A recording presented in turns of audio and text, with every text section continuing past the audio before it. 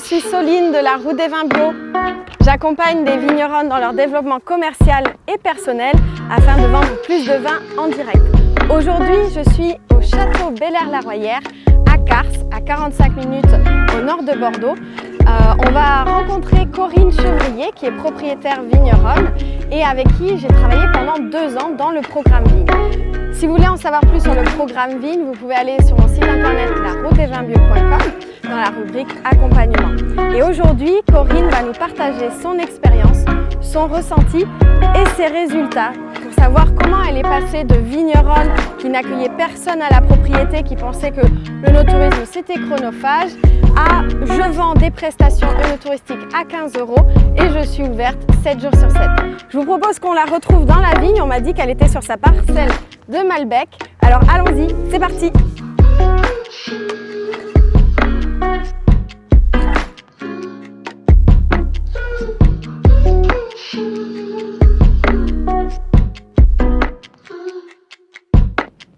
Et bonjour Corinne. Hey, coucou Soline, ça va? Ça va et toi? Ça va. Je suis contente de te retrouver sur ta plus vieille parcelle de Malbec.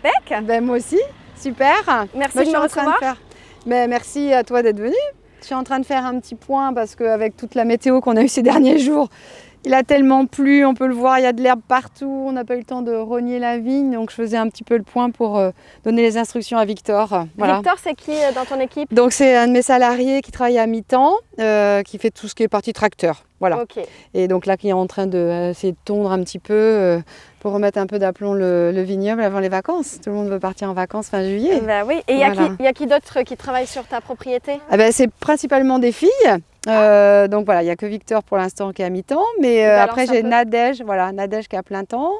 Angélique, qui est mon habilleuse, celle qui met les étiquettes sur les bouteilles, qui travaille 8 heures par semaine. Après, j'ai une comptable qui vient 4 heures par semaine. Moi, j'aime bien les petits mi-temps. Donc, une équipe principalement féminine. Ouais, plutôt de filles. Mais ça se fait comme ça, par hasard. Et toi, tu te positionnes comment dans toute cette équipe? J'essaie d'être le chef d'orchestre, mais je ne sais pas toujours jouer de tous les instruments. Donc, je leur fais confiance. J'essaie de voir et puis... Voilà, j'essaie de les coacher et puis j'essaie de faire aussi ma partie à moi, qui est la vigne, gérer le vignoble et puis après...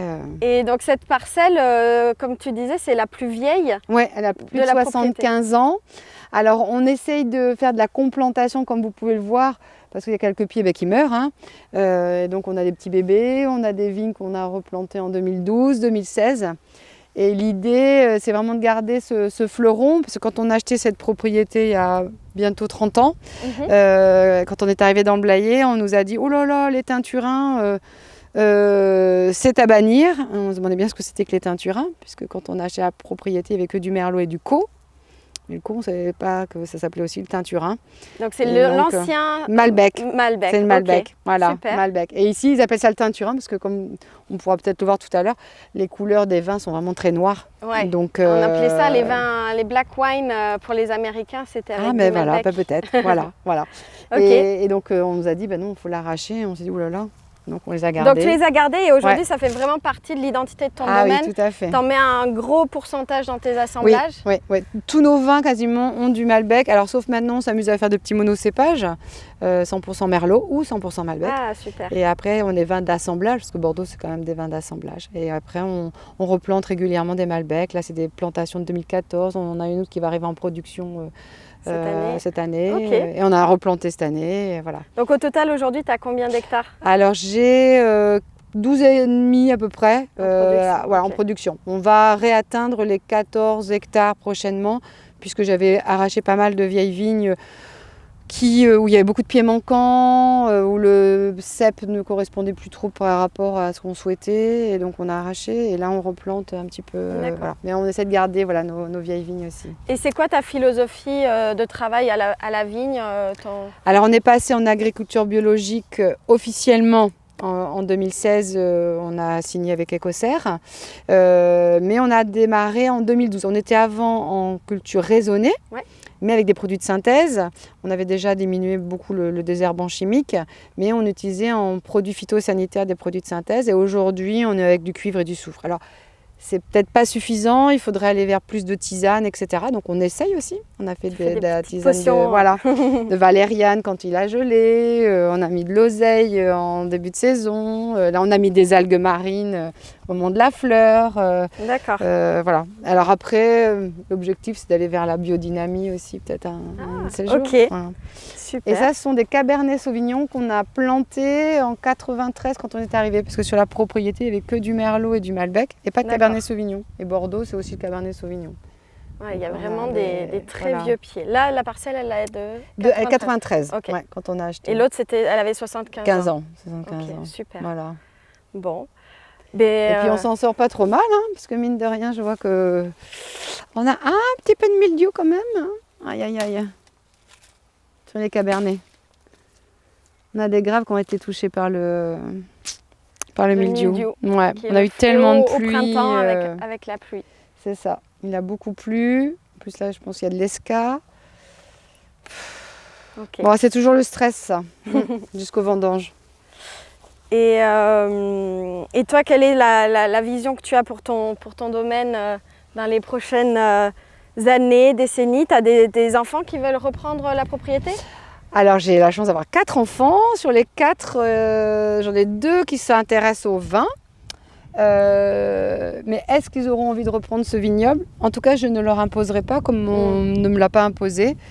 Il faut que ça soit un choix, parce que souvent quand on impose quelque chose aux enfants, ils vont dire non, alors que là ils disent bon non, on ne viendra pas. Ils font leurs propres expériences. Exactement. Et puis un jour ils diront non, mais quand même, on va peut-être pas laisser tomber ce vignoble. Et peut-être qu'un jour ils auront envie. Donc pour l'instant, je veux pas les stresser par la reprise. C'est compliqué, mine de rien. Toi, tu viens d'une famille de viticulteurs. Oui, de Charente. De Charente, qui produisent du cognac. Tout à fait. Alors, produire du cognac et produire du vin rouge de Bordeaux, c'est pas pareil. Complètement différent. Hein, c'est le jour et la nuit. Okay. Et du reste, c'est difficile de se faire comprendre, d'expliquer, etc. Et voilà. Mais là, c'était un choix de se dire pourquoi ne pas diversifier le vignoble et avoir un vignoble en Gironde en plus du vignoble en Charente. Donc en Charente, c'est un de mes enfants qui s'en occupe avec son oncle et son cousin. Super, ça reste en famille. Exactement. Et puis, alors peut-être qu'un jour, il reviendra ici travailler avec sa maman. C'est pas toujours facile de travailler en famille. Non, c'est pas facile. Mais bon, voilà, ça a des valeurs importantes à partager aussi. C'est ça. Et voilà. Et donc, moi, je gère le vignoble de Blaye.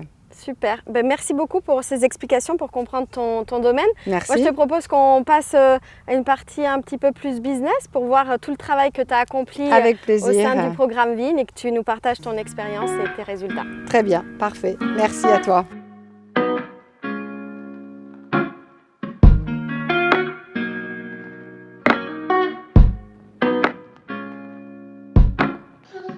Bon, Corinne, merci de me retrouver au milieu de tes vignes. On est bien là. Je suis ravie que tu sois dans notre salon naturel. Naturel, tout à fait, exactement. Je voulais te poser quelques questions sur ton parcours au sein du programme Vigne pour voir un petit peu ton évolution au fil des mois d'accompagnement.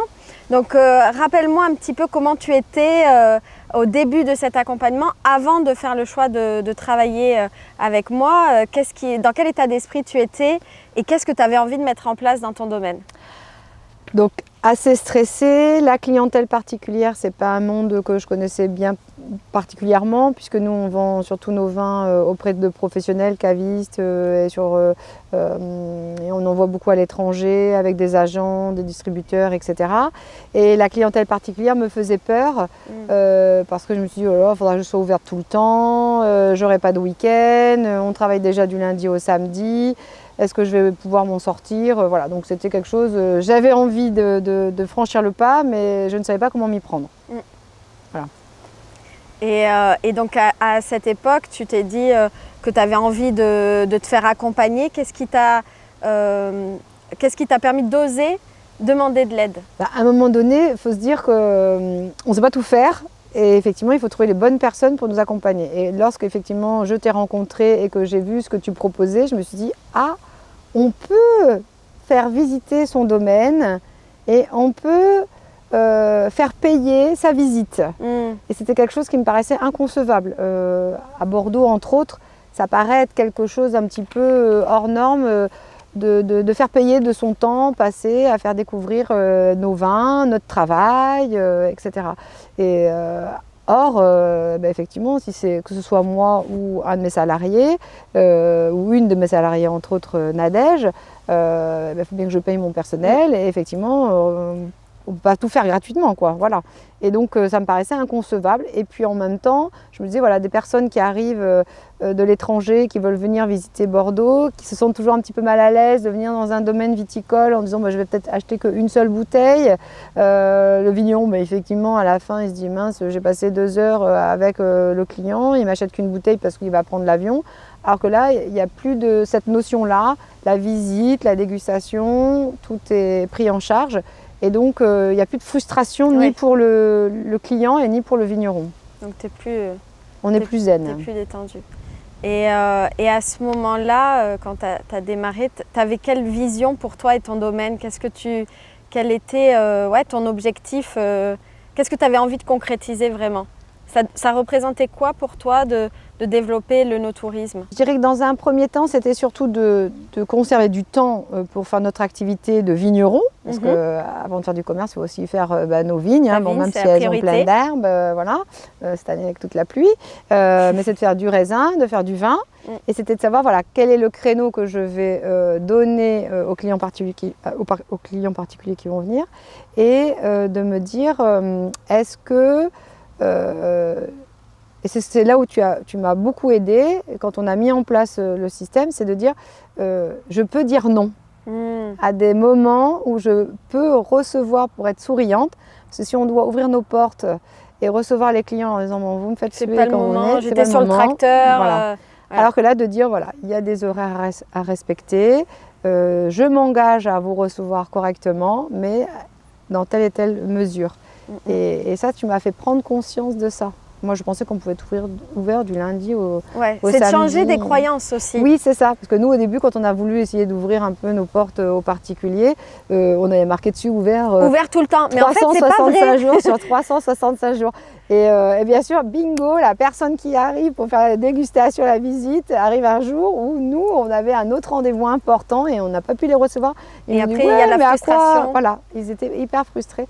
Et je me suis dit, oh là, jamais plus je recevrai des clients particuliers à la maison. Ça m'avait un petit peu refroidi. Ouais, donc c'est apprendre qu'on peut s'organiser et qu'on peut structurer son temps entre sa vigne et de la vente.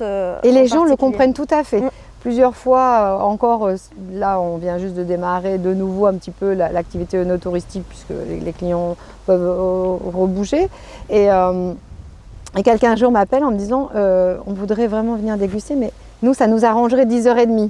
Et je me rappelle une des phrases que tu nous avais dit, non, voilà, nous c'est 11h, c'est pas 10h30, quoi. Donc, alors j'ai essayé de leur dire gentiment, bah, écoutez, voilà, bah, oui, j'aimerais bien, mais comprenez, si j'ai d'autres clients qui arrivent à 11h, et donc ils m'ont dit, bon, bah, non, enfin oui, on va réfléchir.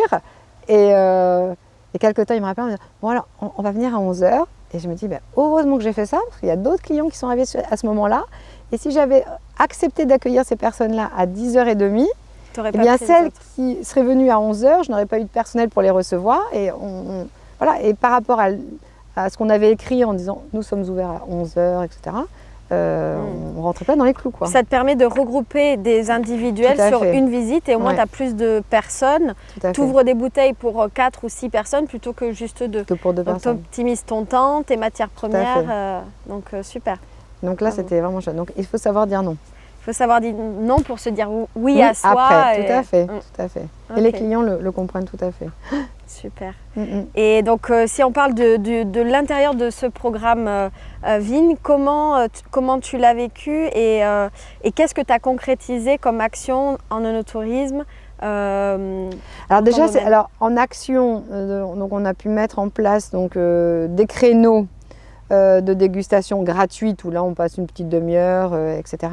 Et on a pu concrétiser, donc, et c'est ce qui fonctionne le mieux chez nous, c'est des visites que nous avons appelées, grâce à toi, les coulisses de notre métier, où la visite dure 45 minutes, voire même 1 heure, où on explique vraiment au fond tout ce qu'on fait, etc. On leur met les pieds dans la vigne. C'était important pour toi de raconter ton histoire et ton métier de vigneronne. Oui. D'être un peu dans tes bottes. Oui, parce qu'en effet, je trouvais qu'on faisait que de la dégustation et je trouvais que ça manquait d'expliquer comment on faisait notre vin. Les coulisses, c'est important. tout n'est pas bien rangé, voilà, parce qu'on travaille dans notre chai. Alors on essaye d'être le plus nickel possible, mais je veux dire, les gens sont ravis de mettre les mains dans les vignes, de voir notre tracteur, de voir où on stocke nos produits phyto, comment sont notre plateforme, comment on est par rapport à l'environnement. Comment sont nos chais avant de déguster. Et je pense qu'ils apprécient, ils voient encore plus le travail qu'on réalise au sein du vignoble. Voilà. Donc ça, c'était un gros travail, effectivement, de faire un circuit. Tu nous as appris à faire un circuit, parce que effectivement, nous, la configuration de notre exploitation fait que c'est assez compliqué de dire je passe par là, je passe par l'autre côté, etc.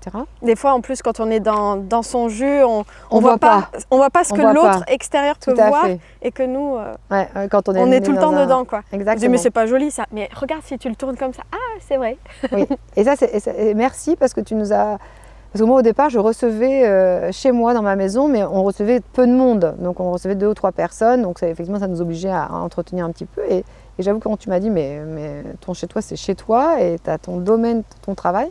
Et on a réussi à mettre en place. Alors, tous les ans, on essaie de progresser. Au début, c'était dans un petit coin de chai. Maintenant, c'est dans un plus grand coin de chai. Et l'année prochaine, je pense qu'on aura vraiment notre pièce pour accueillir. Et je veux par contre que les gens se sentent comme chez eux, comme s'ils étaient dans ma maison, alors qu'ils sont dans mon chai. On a recyclé du matériel pour servir de banc. Ils sont ravis de faire une dégustation assis. La plupart du temps, nous l'ont dit aussi. Oui. Vos dégustations, on les fait assis. Ah, ça, c'est agréable. Souvent, on les fait debout. Et on ne se rend pas compte qu'on peut être fatigué d'avoir marché pendant une demi-heure, 3 quarts d'heure. S'il y a des personnes avec des handicaps ou avec des... Tout à fait. Et de dire, on s'est assis. Alors, ce n'est pas sur des fauteuils classiques, mais... il y a de l'originalité. Oui, il y a de l'originalité. Et le fait que ce soit dans notre chai que l'on utilise en période de vendange. Voilà. Et donc, une fois qu'il y a les vendanges, là, on plie tout, on plie les bagages. Voilà. Mais c'est intéressant d'expliquer que tu es parti avec les moyens du bord, tu as accueilli en démarrant avec les moyens du bord, avec ce que tu avais dans ton salon chez toi, et petit à petit, en prenant confiance et en disant je peux de plus en plus accueillir, je prends un bout de chai, j'aménage un peu l'intérieur si j'ai un espace. Et ça, c'est important de le savoir quand on a envie de démarrer le no-tourisme et qu'on se dit oui, mais j'ai pas le chai, j'ai pas le gros château, etc. Et en fait, tu es la preuve qu'on peut démarrer petit et y aller à son rythme et progresser avec l'infrastructure qu'on a et la faire évoluer au fur et à mesure. Tout à fait, tout à fait. Oui, on a quelque chose que nous n'avions pas, ça paraît idiot, mais des toilettes. Dans un champ, il n'y avait pas de toilettes. Et donc c'était dans la maison, c'est toujours délicat, vous emmenez les gens chez vous, c'est pas très bien rangé, même si les toilettes sont propres, mais voilà, c'est le truc idiot, quoi. Et tes toilettes ont la spécificité d'être des toilettes sèches dans ton chai. On croit que c'est une porte, une cuve, et en fait c'est les toilettes, la porte coulissante. Ça c'est top. C'est le truc le plus rigolo. Après le reste, ça reste un vieux chai, etc. Mais voilà, donc on a essayé d'embellir et on essaie de faire attention, oui, c'est ça. Ok. Et qu'est-ce que tu as le plus apprécié dans ce programme et dans cette évolution? Est-ce qu'il y a des choses personnelles que tu as apprises? Est-ce qu'il y a eu le côté groupe aussi? Qu'est-ce qui t'a le plus marqué, qui t'a fait le plus progresser? Alors, les 2 points, c'est-à-dire les coachings individuels, où là on avait une mission bien à approfondir ensemble, toi et nous. C'est-à-dire quand je mets nous, c'est ma salariée, mon apprenti, pour voir tout ce qu'on avait à faire vis-à-vis de la clientèle particulière, comment les relancer, de bien conserver les adresses emailing, pouvoir relancer. Alors, peut-être que je ne le fais pas encore assez mais de relancer suffisamment nos clients, parce que trouver un client finalement c'est assez facile, mais c'est plutôt qu'il recommande, qu'il reste fidèle, et aujourd'hui on est sollicité de partout. Donc ça c'est des coachings individuels qui étaient intéressants. Et ces coachings communs avec d'autres vignerons et surtout vigneronnes que tu accompagnes de Bordeaux, mais d'autres régions de France, où on a pu échanger, soit grâce à toi dans les coachings communs, et en même temps se donner des infos par rapport au mildiou de cette année. Qui sont à la fois techniques. Qui sont à la fois techniques, tout à fait, et où tout le monde a osé dire, j'ai du mildiou, voilà comment j'essaie de m'en sortir avec tel et tel système, et qu'on soit d'Alsace, de Champagne, du sud de la France, ou de Bordeaux, de la Loire aussi. Et ça, j'ai trouvé que cet échange de vignerons. Et je pensais que nous, il n'y avait qu'à Bordeaux où on avait les mêmes problèmes, mais finalement, je m'aperçois que dans toutes les régions de France, on a tous ce même côté de dire voilà, comment aller vers nos clients particuliers, comment aller vers nos clients professionnels, comment nous en sortir dans nos vies et comment à un moment donné souffler et dire bon bah stop, là j'arrête, je suis plus efficace et j'ai besoin d'un temps de calme, d'un temps de repos et d'oser se le dire entre nous en disant bah oui non mais là faut qu'on on va le faire. Et il y a moins de stress, voilà. Et ces groupes de parole un petit peu ensemble, c'était chouette. Ouais, de solidarité, d'entraide. Des fois psychologique parce que c'est un métier assez solitaire et vous avez plein de décisions à prendre toutes les 5 secondes. Donc de sentir qu'il y a quelqu'un qui est déjà passé par là. Parce que même si on a les conseils de tout le monde, en effet, à la fin, c'est nous qui prenons la décision finale. Bon, et qu'est-ce que tu retiens aujourd'hui de tout ce travail? Qu'est-ce que tu peux partager comme résultat dont tu es fière? Eh bien écoutez, pour tout vous dire, le chiffre d'affaires de mes clients particuliers, c'était Epsilon. On était allé à... Alors nous, c'est une petite propriété, on a donc 12 hectares, donc c'est pas un gros volume de bouteilles. Mais pour moi, ça me paraissait incroyable. On faisait à peine 20 000 euros de chiffre d'affaires au niveau des particuliers. Et cette année, on est à 60 000 euros de chiffre d'affaires aux particuliers, ce qui me paraît incroyable, sachant qu'on a relancé par les emailing, par l'accueil à la propriété, par notre site marchand qu'on a mis en place. Et puis je pense que le bouche à oreille maintenant commence un petit peu aussi à fonctionner, l'accueil à la propriété avec des portes ouvertes. Avec des pique-niques vignerons aussi. Des pique-niques vignerons avec les vignerons indépendants. Voilà, toute notre présence maintenant sur les réseaux sociaux aussi, grâce à Laetitia qui est en apprentissage à la maison, qui a mis en avant. Voilà, il y a tout ça et d'avoir confiance en nous et de se dire on est capable de recevoir chez nous et que les clients soient heureux et se disent bon, on a été ravis, on a découvert encore autre chose. C'est qu'après, ils ont une histoire à raconter quand ils vont mettre la bouteille sur la table, quoi. Mais c'est ça qui est encore plus extraordinaire, c'est que l'année dernière, on a reçu donc des jeunes clients et qui ont offert à leurs parents cette année pour leur anniversaire de mariage de l'argent pour venir en week-end à Blaye.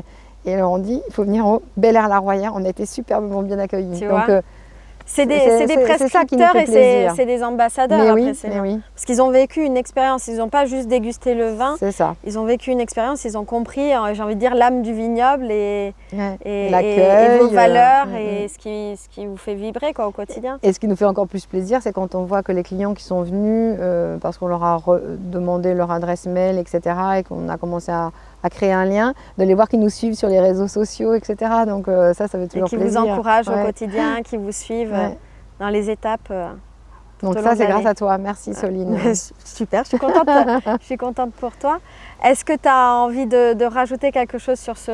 Qu'il ne faut pas hésiter de te contacter parce que tu nous as ouvert les yeux et tu nous as fait prendre conscience que nous étions capables de le faire et que ça pouvait s'organiser dans un emploi du temps sans forcément avoir beaucoup plus de personnel et avoir des chèques extraordinaires, etc. Qu'effectivement, on pouvait y aller à notre rythme, en fonction de nos envies, et qu'il fallait que nos prestations nous ressemblent et qu'on ne fasse pas un copier-coller. Et j'ai l'impression, par rapport au discours qu'on peut avoir avec les autres collègues vigneronnes, on a chacune notre manière de recevoir parce que c'est à notre image. Ouais. C'est pour ça qu'il y a eu un travail d'authenticité en premier pour faire quelque chose qui te ressemble et que ça te permette d'attirer des gens qui te ressemblent aussi et qui sont à ton image. C'est pas une uniformisation dans ce que tu vas présenter. Chacun il trouve sa place et va trouver son terme pour présenter sa prestation et va pouvoir présenter. Voilà, nous maintenant, il faut qu'on organise les prestations pique-nique. Enfin voilà, il faut qu'on évolue. Je voudrais qu'on fasse peut-être une prestation un peu nocturne avec les lampes frontales ou des bougies, des lanternes. Faire une balade une balade dans la vigne. Voilà, donc on va pouvoir encore progresser. C'est encore du grain à moudre. Du boulot. Voilà, je dois passer dans le moulin. Il y a toujours des idées. Exactement. Et en tout cas, merci pour tout le travail qu'on a fait ensemble. C'était une super expérience. Moi, j'ai été ravie de te trouver sur mon chemin. Ouais, en tout cas, bravo pour tout ce que tu as mis en place parce qu'aujourd'hui, tu as les résultats qui payent et tu peux être fière du travail que tu as accompli. Merci. Comme moi, je suis fière. Et puis, je te souhaite une bonne route dans ton vignoble et sur ton chemin. Merci. Et puis, toi, plein de vignerons qui vont te solliciter aussi. Parce Merci, que tu Corinne. le mérites vraiment.